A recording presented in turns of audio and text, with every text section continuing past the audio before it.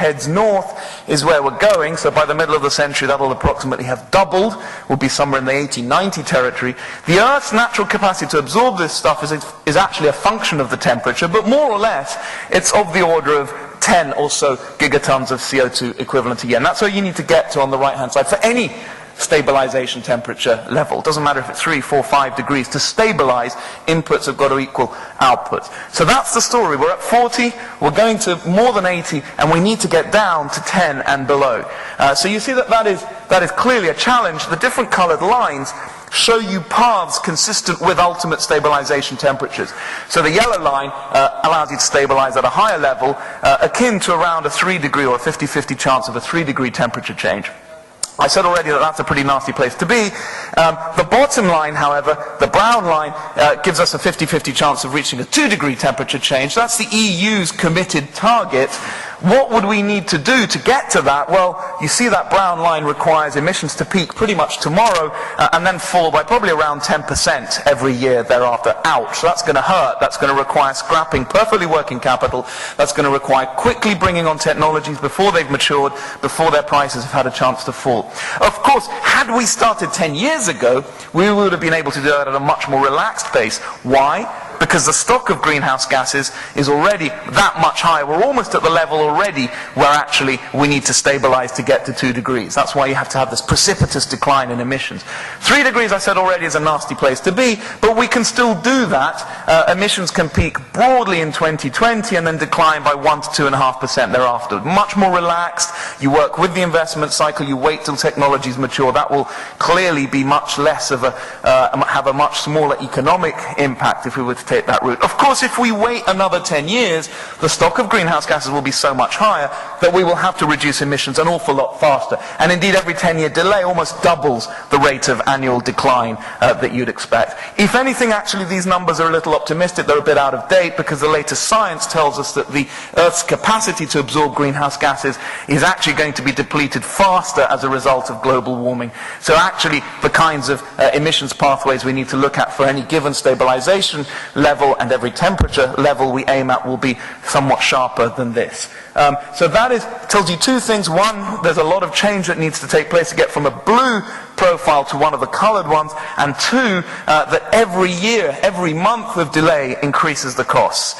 So urgency is essential in this. It's not, getting a global deal on climate change is not like WTO negotiations where if they break apart, you walk away, you come back 5 years later. Yes, you lose some output through reduced world trade, but essentially you pick up where you left off. Every time the negotiations fail here or we delay, you pick up at a much more challenging level with greater risks on the climate side, greater costs on the action side.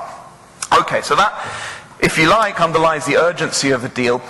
What are the key principles that might bring the world into a position to actually undertake the kinds of change that will allow us to move along those trajectories from the very depressing scenarios that we would envisage if we carried on as we are? Well, we call these the 3 E's, but they're very simple and intuitive. You have to have a global framework that does the job. It delivers what it says on the package, which is avoiding or reducing dangerous climate change risks. That means it has to be global, and that means it can't be incremental. It can't just be a question of, well, we're going to start turning our emissions pathways in the right direction by taking on this and that policy. You've got to have a long-term aim that allows you to get where you need to get to. And the sum of all the commitments in different countries and different sectors has to add up to something that will deliver the global reduction in emissions. It's got to be efficient.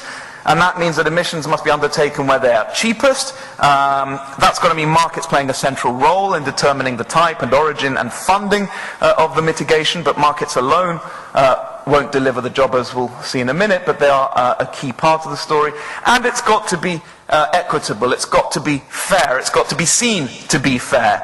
Otherwise, you will not get international buy-in from the various countries necessary to bring about the kind of transformation that we're seeing. And that requires understanding there are differential responsibilities, and that also requires understanding that there are historical elements to the story relating to the stock of greenhouse gases, which are important in determining how one distributes it's the costs of action. But note here that the demand and supply of emissions reductions, in other words, who pays for them and where they take place, need not coincide.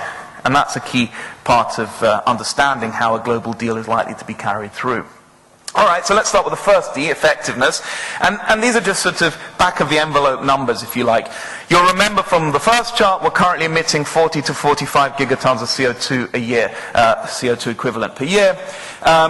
You may recall, to get to about a 500 parts per million stabilization targets, somewhere, 50-50 chance of somewhere around 2.5 degrees, we'd have to cut emissions by about 50% by the middle of this century. That's what that chart, relative to 1990 levels, that's what that chart showed.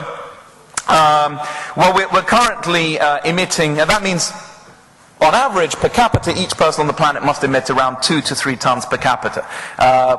That's, in other words, that's the 20 to 25 gigatons left, divided by an estimated 9 billion people on the planet. That gives you 2 to 3 tons per head, right? Very simple arithmetic. To put that into context, in Europe, we're currently, on average, emitting about 10 tons per head. The US, twice that much. China, 5. India around 2. So we need to get more or less to Indian per capita levels, but without necessarily, definitely, without getting to Indian per capita levels of income. And that's the challenge.